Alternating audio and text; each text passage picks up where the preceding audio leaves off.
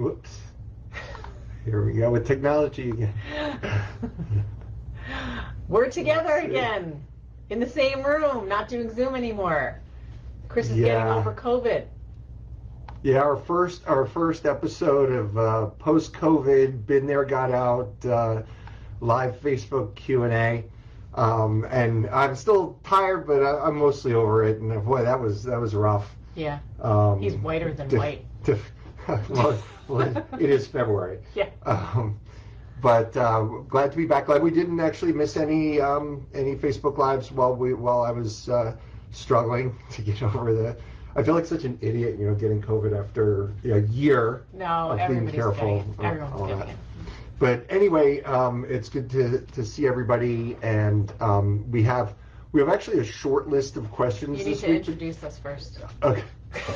Just in case you're a first timer. Yeah, so it's Chris and Lisa from Been There, Got Out, and we offer hope, guidance, and community to people suffering in and struggling to get out of relationships with narcissists and other toxic personality types, so that you can find the strength you need to get your sanity back. And then some. Absolutely. Yeah. So we like to do these Facebook Live Q&As every Thursday at noon. Recording will be posted on our Facebook page, and certainly we welcome questions. What we usually do is go through the questions we got ahead of our the Facebook Live, which we're easy to get in touch with. You can just go to beentheregotout.com. There's a contact us. Lisa's on Instagram all the time, right here on our Facebook page. We look for not all the time, just in the mornings. But we're easy to find. And then also, if you are watching this live, if you put a question, we'll check before we sign off after we answer the questions we got ahead of time. Yeah, and we ran out of time last week. As usual, we were getting so chatty on some of those excellent questions that we had to put off, I think, too. So we're carrying that over. And the first one is one I've seen a lot. Especially, I spend a lot of time on Quora. That's another place you can, if you find me on Quora, you can ask me and answer a question there. Mm-hmm. But this is one I see a lot. Yes. And it is, and I think we kind of paraphrase this question, right? Because it's come in so many different forms. But in the paraphrased form, it's, shouldn't we feel sorry for narcissists? And after all, they often were abused themselves and had a hard life. And I think that this is precisely the kind of question which unfortunately led someone like you into a relationship with a toxic person and kept you in it. And I know, because I myself was given the whole poor me story from the moment I started talking to my ex-husband. So again, keep in mind that most people have had a tough life. Horrible things happen to everyone, and narcissists are conscious that what they're doing is wrong and hurtful, and they do it anyway. So I personally don't feel sorry for them. And I think, as I try to reiterate every time we do one of these Facebook Lives, is that the focus needs to be not on that other person, but on taking care of yourself and protecting yourself from anyone who tries to harm you or anyone in your family, and stop making excuses for them. One response from someone in our Instagram community sums up how I feel.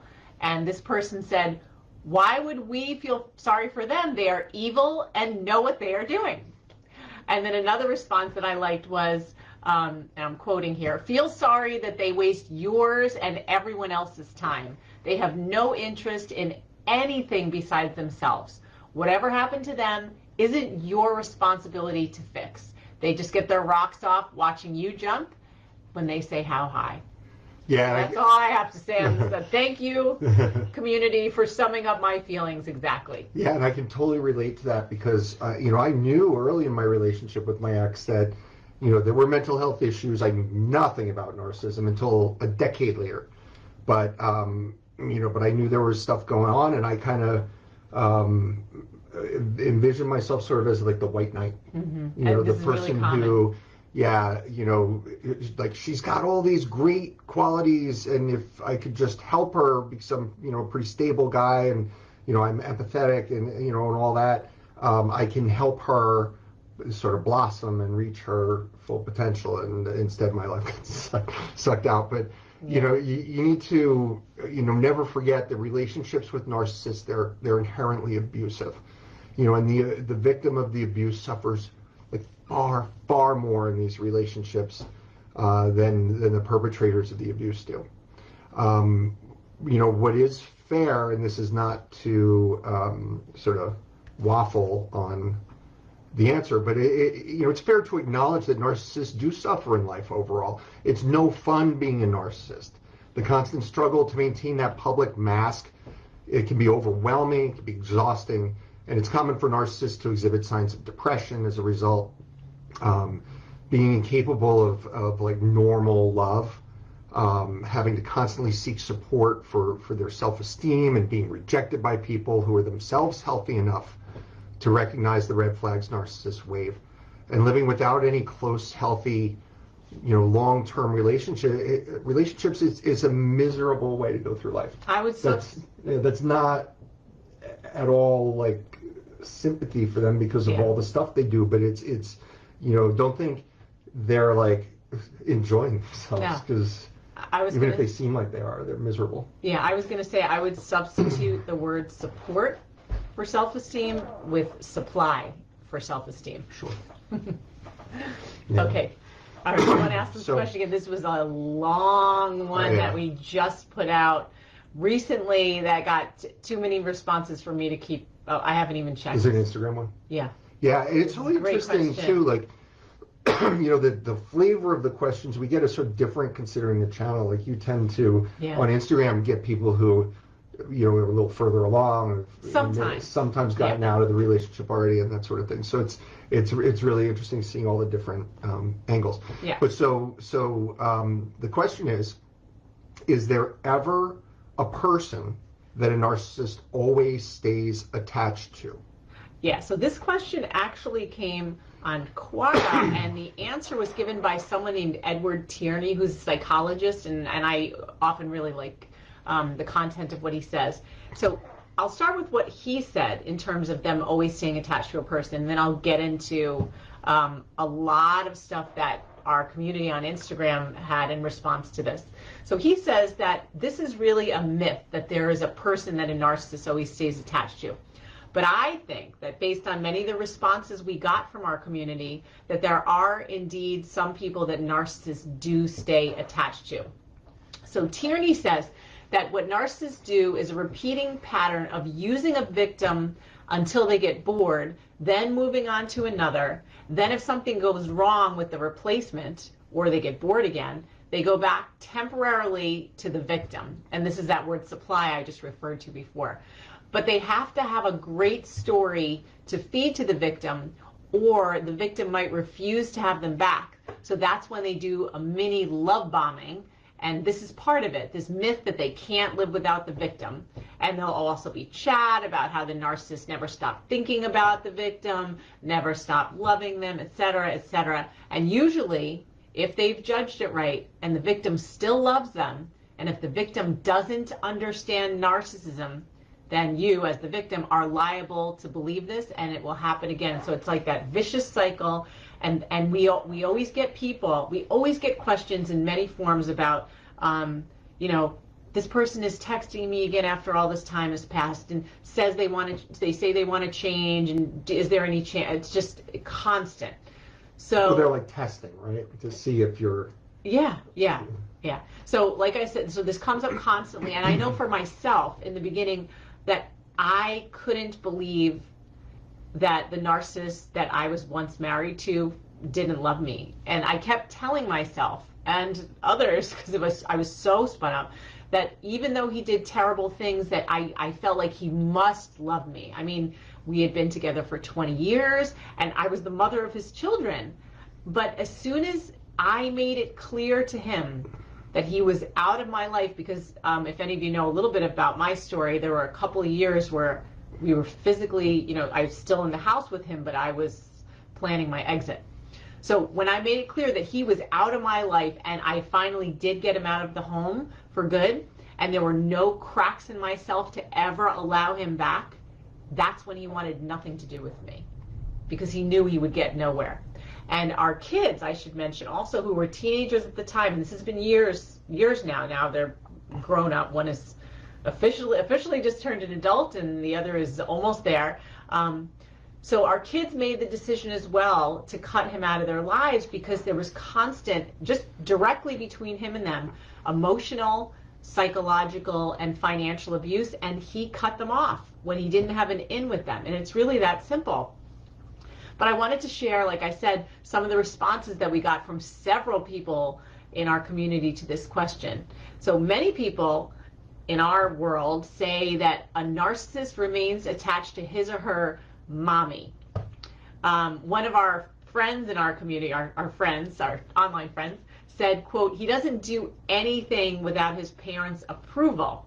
His mom does everything for her boys. She even cleaned their houses when they moved out.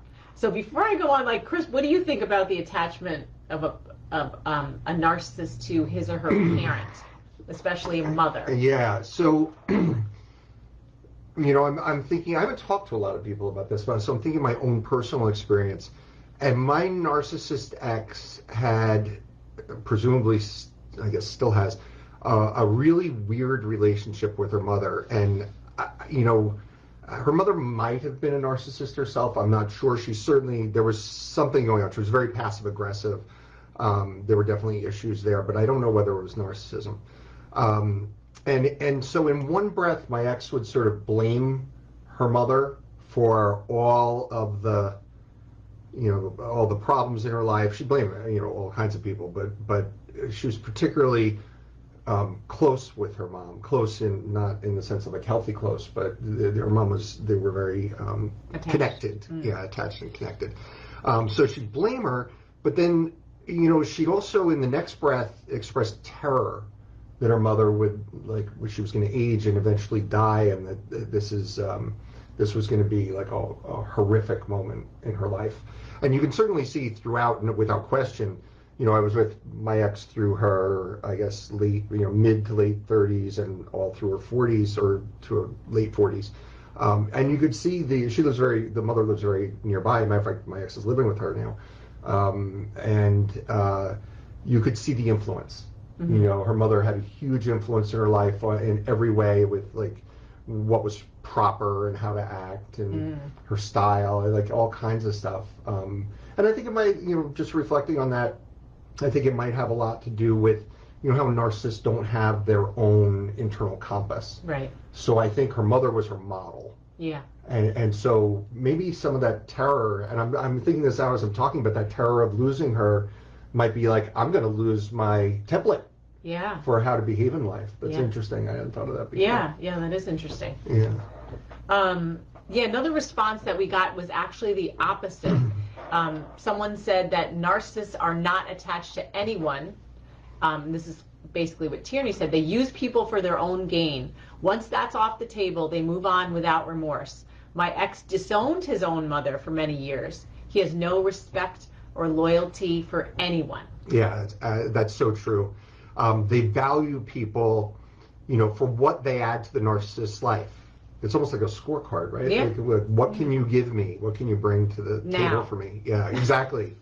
So whether that's prestige in the community, emotional supply that we talked about a little bit, whatever it is, it's all about what can you do for me? And when someone finally puts healthy boundaries in place, almost by definition, they cease to be supply. And the only thing left for the narcissist is to try to save face by trying to make it look like it was their decision to sever the relationship. And I just had an interesting communication with my ex that you know about, where she was, I don't want to, but she said, she's a very funny expression to kind of say that she felt that I felt terribly hurt by her we want leaving. To save that's like a gem for another. And listen, I just like, oh my gosh, like this is 6 years later, and more. Apparently I'm still heartbroken, which is not the case at all. Anyway, so they make it look like it's their decision to sever the relationship, whether it was or wasn't. And that's when it's really over and you're not going to be supply anymore, and they acknowledge that. they realize that, that's when they might do things like conduct a smear campaign, among like all the other things they do. But the people they'll keep coming back to are the ones who don't have healthy boundaries, like you talked about a little bit, right? If you haven't, taken steps to protect yourself, they'll say, "Ooh, I can still dip my toe back." It's almost like when somebody goes through the recycle bin after relationships. Relationship breaks up, so they call the exes. Oh, yeah. Are you available? You know what I mean? Yeah. That's sort of a good analogy. But not everybody who calls their exes when they're over a relationship is a narcissist. No. Don't suddenly be like, "Oh, I did that." No. Yeah. Don't. No, that's a separate thing. But just an analogy. But the ones who leave the door open to being a source of supply over time are the ones that are going to get sucked back in. Keep coming around your door. Yeah.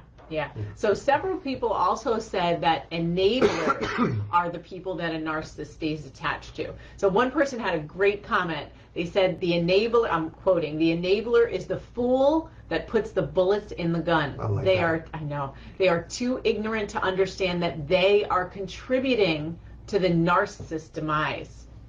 Another friend in our community said that hers has I'm quoting again, hers has a tattoo on his arm that says, "Damn loyal to those who are loyal to me." Well, he has never been loyal to anyone, including his parents. He tries to control them as well, but pushes them away when he doesn't get what he wants from them.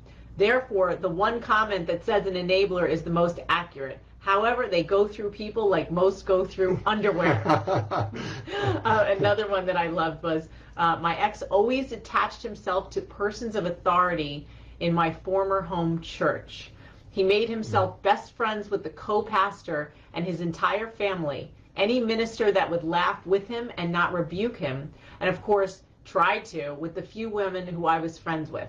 He currently now lives there at my former church, rent-free, and talks to the pastor every single day." Okay, now this next part is we got some other comments about this part. "He's also texting my closest friend and has frequent conversations with her because she inadvertently and sometimes on purpose for his sake gives him a little bit of information about me." Ooh, that's somebody that needs a talking to. Yeah, she got a talking to on our little message thing. So yes, they do attach like a parasite, but it is always for their own benefit. Yeah, so so there was a lot. If you're in that situation, then you had that come up. I know you don't want to get into detail about that, but with your relationship when you first separated, where someone close to you communicated with your ex, ran into them in the grocery store. Oh yeah. Oh my gosh, it's been years, but that's another story. That's old, but still And so if you're in a situation where you have someone who's in someone you're close to that is maintaining contact, you could fully expect if it's if you have a narcissistic ex or that kind of example, you can fully expect that they're going to find any way they can to get information about you. My ex uses our kids. Oh yeah. To find out everything going on in my life. So common. Yeah. That's a whole kids are a little different, but if you've got somebody who you're friends with, a family member, whatever, who's still in contact with your ex, you got to slam that door. Well, you got to watch that door. Watch it, because it depends, how enmeshed the relationship. It's so tricky. These things are so tricky. Yeah, but that can be a big problem. Yeah. All right. So you want to do the last one? I ask you the question? Yeah. I talk first. Yeah. Okay. So I like this. Okay. What happened in your life that made you realize that you were thriving after narcissistic abuse? Can you explain the moment? Go. Finishing on an upbeat note. I love that. So I don't know that I can point to any single moment when I realized I was thriving. So recovery from any abuse, and in this case, of course, narcissistic abuse, it can be a long and complicated journey. It's filled with 2 steps forward, 1 step back. Yeah. Progress and setbacks. Mm-hmm. But the first real step for me was when I discovered what NPD was. Yes. When I found that article, I think it was on Wikipedia. I can't remember exactly where it was, probably. And it listed out all these behaviors. My jaw just hit the floor. I know. And I finally had an explanation for all the bizarre behavior. It had a name. It was fairly common. I was shocked to find out how common it was, and I wasn't alone. Like, there was all this crazy, bizarre stuff, and I thought I was the only one in the world. Like, but we all do. We all think it's us. So that was, I certainly wasn't thriving at the time, but that was a major step. And another big thing was, this is appropriate for post-Valentine's Day, was finding healthy love with someone, and I'm stealing her line here. Lisa says this all the time. Yes. But through her daily behavior shows me how much, or shows me how much I'm loved and cared for. And after an abusive relationship, being treated well is so completely refreshing and validating that it defies description. It's wonderful, the greatest gift. But again, this wasn't one single moment. It was just a major block. But the third thing that comes to mind, and it might be the closest to the right answer to this question, is how my ex can't interfere with the peace in my life anymore. And that took a lot of work. And I unfortunately can't go fully no contact with my ex, because as I mentioned, we have kids together. And my phone makes a specific sound when I have a message from her. And I used to get a knot in my stomach. Oh, yeah. I'd hear this noise and I'd be like, uh-oh, what is it now? What problem do I need to deal with? I used to use the term chaos grenade. What chaos grenade is she lobbing into my life? That's a good one. Yeah, and I'm not sure exactly when it happened, but at some point I kind of just stopped caring. I got to a point where I realized, I had put healthy boundaries in place. I'd stopped worrying that any little thing could land me back in court. That was a big one. Yeah. Falsely accused of some transgression with custody of my kids suddenly once again in jeopardy. And what a difference from just a few short years ago. I don't remember when that first noise on my phone happened that I didn't get a knot in my stomach. Again, it's a process. It may not be a moment. But taken together, these things all mean thriving to me. I understand my ex's crazy behavior and why life was so miserable for so long. It's over. I'm free, and she can't really affect me anymore. And best of all, I found true happy love. Yay! Happy Valentine's Day, a little late. Yeah. I know we couldn't be together on Valentine's Day. Yes. I don't even think Chris was conscious for most of Valentine's Day. I was out. I was out for 10 days. Yeah. Easily. Yeah.